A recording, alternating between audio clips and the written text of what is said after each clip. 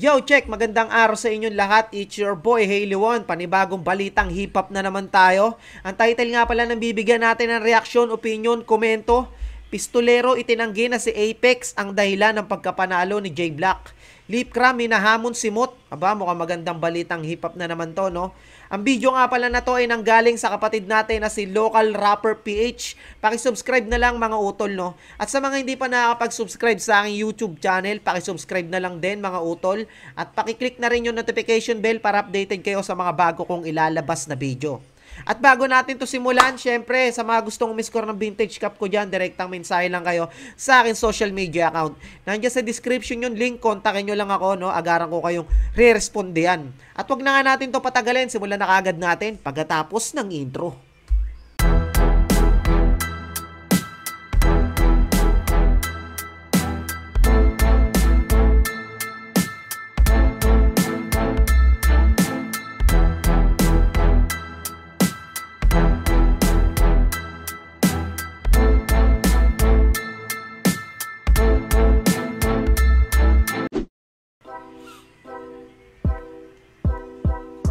Pistolero itinanggi na ang pagtira ni J Black kay Apex ang nagpanalo dito. Lip Cram hinahamon si Mot.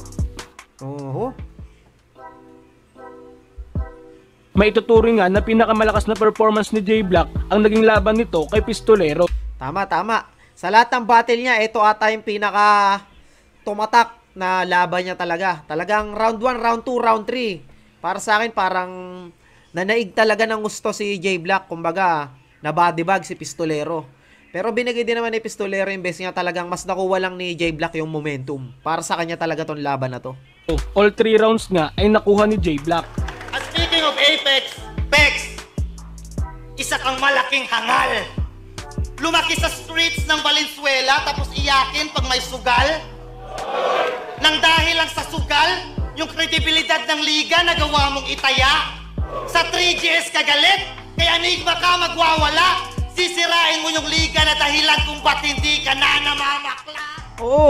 Sa naging live nga ni Pistolero, Hindi ka na si, ano pala, yung flip top pala dahilan kung bakit hindi na namamakla to si Apex, no? Nice one, Boss Lots. sa kanyang Facebook account ay tila may isang fans na nagsabi na ang pagtira ni J Black kay Apex ang nagpanalo sa MC. Agad naman ito kinonta ni Pistolero na tila base sa kanya ay talagang malakas ang mga binitawang bara ni J Black. Talagang kokontray ni ni Pistolero kasi battle MC to eh. Alam niya kung para sa kanya, alam niya kung luto, alam niya lahat ng pangyayari malalaman niya dahil isa siyang battle MC. Trabaho niya yan, alam niya kung paano at ano ang galawan diyan, no. Kaya talagang sinalungat din ni Pistolero ang mga nag-comment na chamba lang yung panalo nito ni J Black at ginamit lang yung pangalan ni Apex kaya nanalo. Ako masasabing pahinga. Kumbaga medyo chinichill ko lang pero hindi ko masabing pahinga.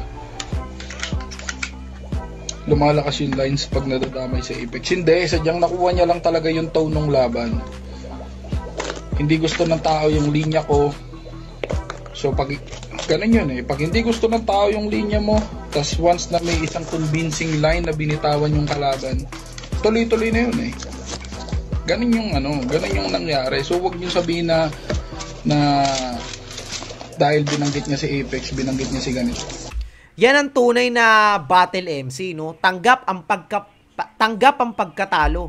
Kasi alam niya talaga sa sarili niya na para kay J Black talaga. Lakas naman kasi talaga. Sa mga hindi pa nakakapanood, panoorin niyo na lang sa flip top para maniwala kayo. Talagang deserve niya yun. Siya talaga yung siya yung nakakuha ng momentum. Sa kanya yung battle na yun, pare. Tama. Huwag niyo nang pagaanin yung loob ko sa mga ganyang bagay. May alam ko naman yan. Battle rapper din ako. Siyempre, battle rapper nga naman siya, no? Binobola niyo pa kasi. Siyempre. Ano ka ba? Mga Lodi, naghahanap ba kayo ng legit at trusted betting platform na pwedeng pumusta sa mga laban ng NBA, PBA, UFC o kahit anong sports? Narito mga Lodi ang 1xBet na kung saan ay napakadali lang gamitin at pwedeng lumago ang inyong pera sa pagpusta sa paborito nyong team o player. I-click nyo lang ang link na nasa comment section at huwag kalimutang i-type ang promo code na 1xRapper para makakuha ng hanggang 7,000 pesos na bonus pagkatapos nyo mag-register. Kaya ano pang hinihintay natin, Lodi? I-click na ang link sa comment section at mag-register na. 1xBet, baka naman. 1xBet! Bookmaker Company. Sa ibang balita naman mga Lodi, Lipcram hinahamon si Mot. May kumakalat nga na video na tila nakainom na si Lipcram at sa nasabing video ay tila hinahamon nito si Mot. Dito nga sinabi ni Lipcram, Kayo sa tingin nyo mga utol, kanino kayo? Kay Mot kayo o kay Lipcram? Ako medyo mahirap i-judge pero mas matimbang para sa akin Mot ako dito. Ibang klase yung ano ni Mot kasi. Ibang klase utak, masyadong malawak. na kaya niya ito talunin. Kinall out niya pa nga dito si Phoebus na tila gusto niya ipakasa ang laban nilang dalawa.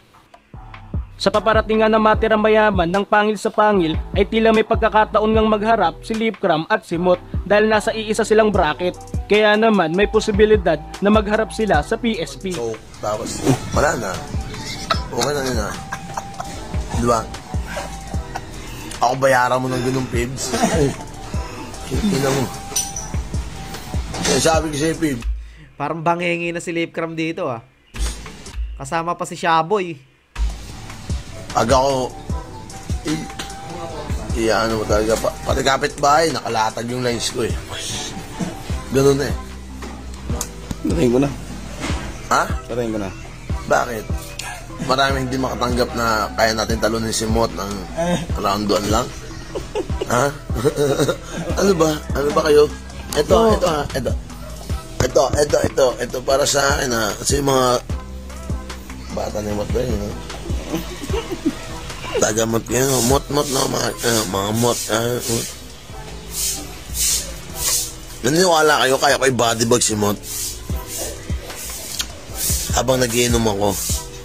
Hindi kayo maniniwala. Kasi nga, wala kang tiwala sa akin. Kasi nga Lipcram lang ako.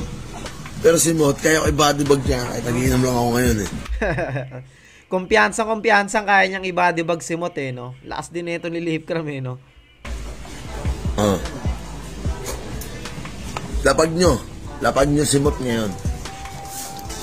Ano po si Phoebus? Tsaka si Don Pao. Sabi nyo, Pibs, Pao, isa lang oh. Lipcram versus Mot.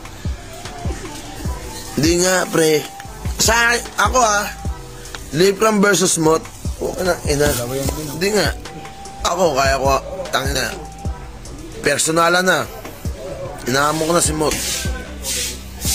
Lalaban to ng personalan. Men.